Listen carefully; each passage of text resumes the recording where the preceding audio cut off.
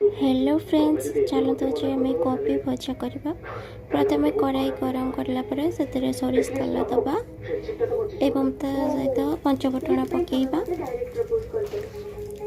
तापरे दुईटी तेजपत्र पकेबा, दुईटी सुखिला लंका पकेबा, तापरे बंधा कोबी की पकेबा कटा होइतिबा।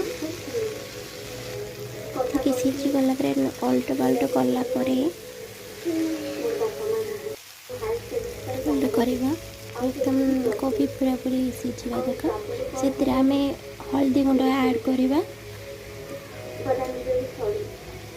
तापर आम स्वाद अनुसार लुण ओडिशा किसी घंटी घड़े रखदबा। एतिर आम करी मसला पकेबा, करी पाउडर पकेकी देखो सिझी गला। आम रखि करी पाउडर को एतिर पकेबा। करी पाउडर पकेले भल बास्ना आसी थाए भजार।